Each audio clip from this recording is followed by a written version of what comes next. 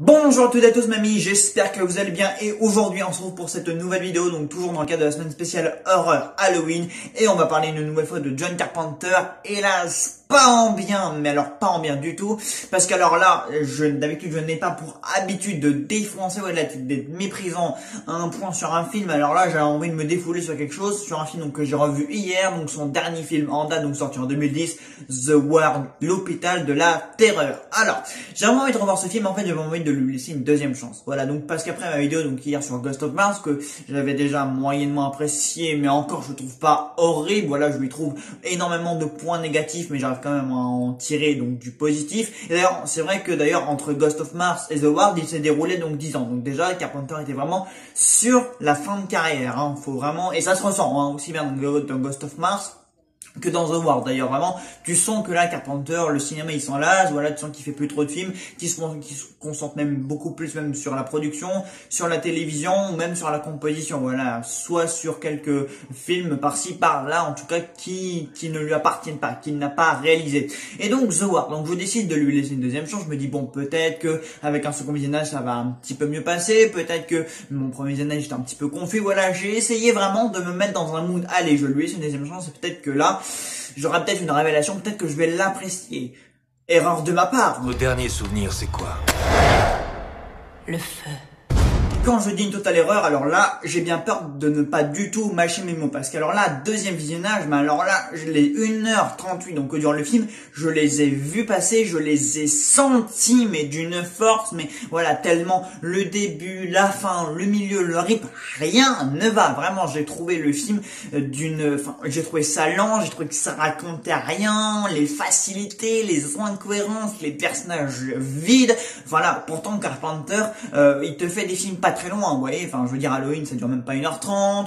voilà quoi, en général tes films c'est 1h30, 1h45, ça, bon je crois même pas qu'il y a un Carpenter qui dure même 2 heures, moi dans mes souvenirs il dure 1h30, 1h45 dans ces eaux là, mais alors là vraiment, et tu t'ennuies pas, hein, ces films là ils durent pas longtemps et tu ne les sens pas, les longueurs tellement, le rythme s'accorde bien, le montage est bon, mais alors là ça ne va pas quoi, là t'as l'impression vraiment que Carpenter, là t'as l'impression limite qu'il a fait un film pour étudiants quoi, de fin d'études en cinéma.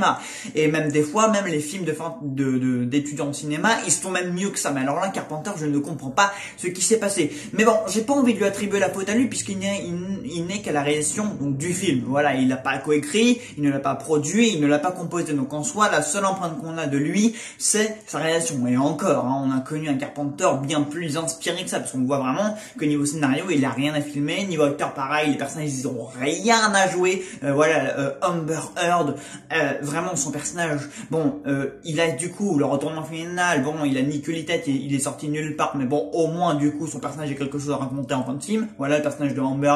Heard, Karsten, voilà, au moins, bon, vers la fin, c'est tiré par les cheveux. On comprend pas d'où ça sort, etc. Parce que son personnage n'est jamais développé. Voilà, on la voit au début, elle crame une maison, tu sais pas pourquoi. Après, elle se fait embarquer par les flics, elle atterrit dans l'hôpital. Enfin bref, c'est le scénario, tu comprends pas ce qui se passe. Voilà, on t'indique qu'il y a une espèce de monstre, une espèce de fantôme de l'hôpital qui rôde, tu sais pas d'où ça sort. Bon, les trucs surnaturels chez Carpenter, moi ça me dérange pas, du moment où c'est bien amené. Par exemple, dans l'entre de la folie, c'est assez surnaturel, ça joue beaucoup sur le fantastique, mais ça me dérange pas parce qu'on va expliquer en fait d'où ça vient, qu'on va expliquer via l'univers littéraire, etc. Voilà, il y a tout un truc qui est creusé dans l'entre de la folie. Donc moi, quand c'est surnaturel, fantastique, un peu paranormal, ça me dérange pas. Mais là, dans The Ward, en fait, ça sort de n'importe où. Enfin, tu sais pas d'où ça vient, tu sais pas qui est la nana, et c'est jamais vraiment expliqué au final qui c'est. Voilà, et puis même à la fin, enfin, je veux dire, Kirsten, du coup, elle la bute ou enfin elle se fait attaquer, tu ne comprends pas du coup si c'est une entité paranormale, si c'est le fantôme d'une des anciennes personnes qui a été défunte, tu comprends pas si c'est son fantôme elle, enfin bref, le scénario il t'a aucune explication, même Jared Harris qui est pourtant un assez bon acteur, mais même lui voilà dans le rôle du docteur, psychiatre ou je ne sais trop quoi, voilà, même les personnages ne sont pas précisés, voilà, les nanas voilà qui l'accompagnent etc, avec qui elle fait blabla et qui l'accompagnent, bon il y en a 2-3 qui se font buter par je ne sais pas qui, pour je ne sais quelle raison, même elle, tu sais pas ce qu'elle vient de foutre là, l'hôpital psychiatrique, elle se promène dans les couloirs, bon vraiment,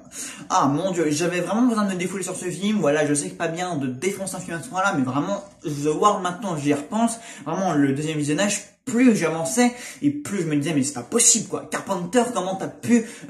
accepter de réaliser une telle chose. Voilà, je vais éviter d'être trop grossier parce que vraiment je ne comprends pas quoi. Et encore une fois, c'est pas totalement un échec de lui quoi, parce qu'encore une fois, il n'est qu'à la réalisation, et encore une fois, Carpenter, son empreinte, tu la sens presque pas quoi, parce que même des fois il va même aller dans le jumpscare, vous voyez, avec par exemple Carsten se retombe, boum, on nous fait un jumpscare, même le plan final c'est un jumpscare. Enfin, Carpenter qui fait du jumpscare, c'est voilà quoi, c'est comme si Spielberg il tentait de faire de l'horreur, mais voilà, enfin vous m'avez compris quoi, c'est lui sans être lui, du coup, enfin tu comprends qu'il avait rien à filmer, tu comprends qu'il ne savait pas la filmer, il y a 1000 incohérences, 1000 incompréhensions par seconde. Bon, voilà quoi, Carpenter, c'est très simple quoi, il a co-écrit ou écrit donc Dark Star, Saw, Halloween, Fog, New York 1997, donc Prince des Ténèbres, Invasion of Jeunesse et Ghost of Mars. Bon, Ghost of Mars, donc j'en ai parlé hier. Vous savez, je suis pas très fan du film, mais bon, je pense on ressent quand même Carpenter derrière la caméra, on ressent quand même son style, voilà, avec la photographie, un petit peu à la musique, etc. Il y a quand même son empreinte derrière. Tu sens que quand tu regardes ce film-là, tu te dis, bon, ça, je reconnais, c'est du Carpenter. Voilà, sur 2-3 plans, sur 2-3 notes de musique, bon, elle est pas très marquante, mais au moins tu reconnais Carpenter. Sinon, bah, il compose, hein, il a composé la majorité de ses films. Par exemple, Entre la folie, il ne l'a pas scénarisé, mais il a composé la BO, vous voyez. Et Entre la folie, c'est un peu dans le même délire surnaturel, voilà, un mec qui devient un cinglé puisqu'il va pénétrer dans un univers un peu paranormal, assez mystérieux. Bref, ça va être un film d'horreur, c'est très psychologique, hein, comme The Ward, hein, c'est pour ça que je fais un peu le comparaison entre les deux films. Mais bon, au moins il compose la musique, et au moins dans la mise en scène et dans la BO, ça sent que c'est du Carpenter. Je veux dire, t'arrives quand même à être entraîné. Voilà, c'est pas parfait. L'Entre-deux et la folie, ça a ses défauts. Mais au moins, tu sais qui est derrière la caméra. Et tu dis, bon, là, je reconnais Carpenter via ses plans, via cette musique, etc. Tu sens quand Carpenter, quand il réalise un film, tu sens qu'il l'a. Et même quand il réalise des téléfilms, tu sens qu'il l'a. Voilà. Donc, je sais pas si vous avez vu, par exemple, le téléfilm Meurtre au 43e étage, donc avec notamment Adrien Bardot et Charles Cipher, donc qui reprend donc du coup de ce qui va reprendre du coup pour son film Fog, et Charles Cipher donc qui joue le rôle du shérif Brackett dans Halloween. Voilà quoi, même quand il fait un téléfilm, il est plus inspiré que ça parce qu'il y a quelque chose de beaucoup plus inspirant derrière, vraiment. Donc là voilà, The Ward, vraiment je ne comprends pas, mais je vais être indulgent et je vais dire, allez, c'est pas la faute de Carpenter, voilà, il était plus trop dans un mood d'être réalisateur, voilà, le cinéma, il en avait peut-être plus rien à faire, donc du coup, il s'est dit, allez, je vais réaliser ça, voilà, j'ai besoin de me faire de la thune, le film va être complètement nul, voilà, c'est vrai que le film est nul, hein, de toute façon, il s'est rafalé de très très mauvaises critiques, hein, vraiment, le film a beaucoup bidé, d'ailleurs, il n'est pas sorti en France, puisqu'il est directement sorti en DVD Blu-ray le 1er février, donc 2012, donc soit un an et demi, donc 2 ans après donc sa sortie du coup officielle en général, et il n'est sorti que en 2011 aux États-Unis. Voilà, donc vous voyez, donc le film a eu du mal à trouver un distributeur aux États-Unis, et en France il a même pas eu de sortie au cinéma, donc les gens ne l'ont même pas vu aux salles. Et d'ailleurs tant mieux pour eux, puisque personnellement je n'aurais jamais payé ma vie, même si c'est Carpenter. Je pense qu'aujourd'hui, si je savais ce que ce film contenait, je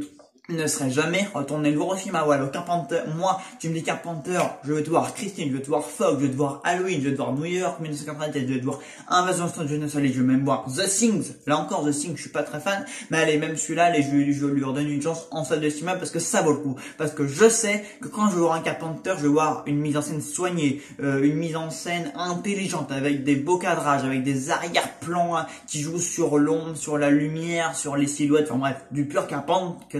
Carpenter quoi. Et là bah sur The Ward, mais ce film là je pense que je ne le reverrai même pas quoi, parce que The Carpenter sur ce film là je ne le reconnais pas quoi, je ne le reconnais pas, et je me pose encore la question, mais pourquoi il a accepté de faire ce scénario? Enfin vraiment, rien que dès le début du film quoi, t'as une incohérence quoi, voilà, t'as Amber Heard, voilà, elle fait cramer la maison, elle se promène dans une espèce de forêt, puis elle revient dans la maison, hop, les flics s'approchent d'elle, et boum, elle se met à gigoter dans tous les sens. Et là tu te dis mais attends, elle entend les flics derrière elle et elle court pas, et quand il l'attrape elle se met à hurler comme une harpie. Bon bref, déjà dès le début du film t'as quelque chose qui va pas. Bon même dès le début du film voilà, Il y a une scène un peu dans la pénombre, dans une espèce de chambre de chambre de patiente, voilà, où Carpenter, allez, il essaye de nous faire une petite scène d'introduction un peu angoissante, mais là encore ça marche pas. Allez, le seul atout du film, c'est le générique de début, qui est pas mal soigné, qui est pas mal esthétique, et travaillé, voilà, avec tous ces éclats d'or, etc. Voilà, le générique, voilà, qui essaye de présenter quelque chose de surnaturel, avec une musique un peu angoissante derrière. Allez, le générique, voilà, un des seuls points positifs du film. Vraiment, bon, j'essaye vraiment là, je prends, mais alors, vraiment les petits points positifs, parce que alors là, le générique, vraiment, si on s'en fout d'habitude du générique du film, hein, il compte pas, ou que dans certains cas, voilà, notamment les James Bond, où les génériques sont très importants, mais bon, là, ça n'a rien à voir, mais bon, là, je suis obligé un peu de prendre le positif, là où il n'est pas, parce que ce film, c'est aberrant de bêtises, vous voyez, enfin, je veux dire, le scénario, c'est en gros, voilà, la nana, tu sais pas d'où elle vient, tu sais pas d'où elle sort, tu sais pas ce qu'elle fait là, mais voilà, on l'a mis dans une petite cicatrice, en gros, à chaque fois, elle se barre, elle se fait choper, elle se barre, voilà, elle sait qu'il y a quelque chose de pas net qui se passe dans l'hôpital, donc du coup, à chaque fois, elle va déjouer un peu les surveillances, donc du coup, bah, des médecins, voilà, mais en fait, on sait qu'elle n'est pas cinglée, mais en fait, si elle l'est, puisqu'en fait, il y a un dédoublement de personnalité, enfin bref, on va même dans ce délire-là, quoi, et là, tu te dis, non, mais c'est bon, quoi,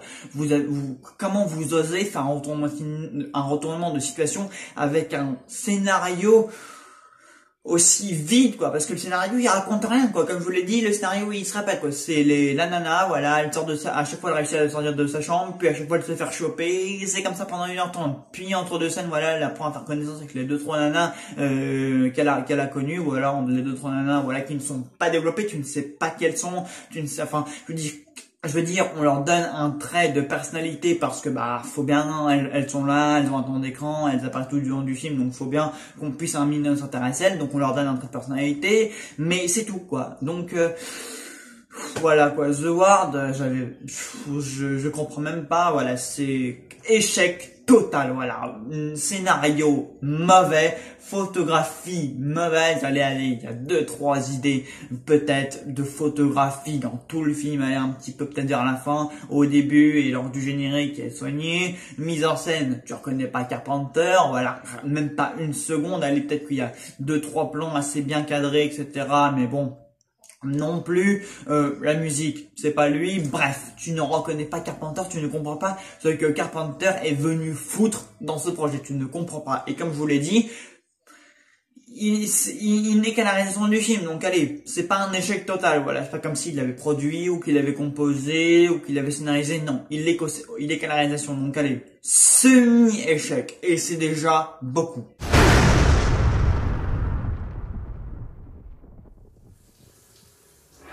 Bah écoutez, c'est la fin de cette vidéo, j'espère que elle vous aura plu un minimum, voilà, dites-moi dans les commentaires ce que vous pensez de The Ward, voilà, je pense que vous avez largement compris donc mon avis sur ce film, et d'ailleurs, dites-moi en commentaire si un petit retour, voilà, sur John Carpenter, voilà, sur quel film de Carpenter vous voudrez que je parle à l'avenir, voilà, parce que The Ward, vraiment,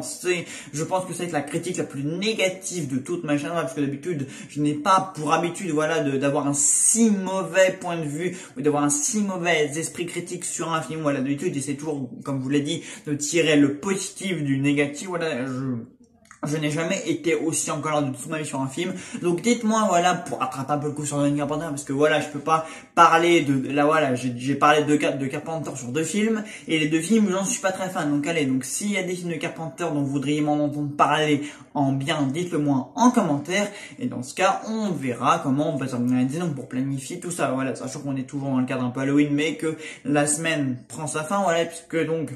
je vais bosser là sur The Mist pour demain, voilà, donc bah écoutez, j'espère que ma vidéo vous aura plu, voilà, donc n'hésitez pas à me le dire en commentaire, voilà, que ce soit pour quel film de Carpenter vous voudrez que je revienne, et puis nous on se retrouve donc très vite, donc pour The Mist, cette fois-ci, ce sera la bonne, je vous promets, allez, salut.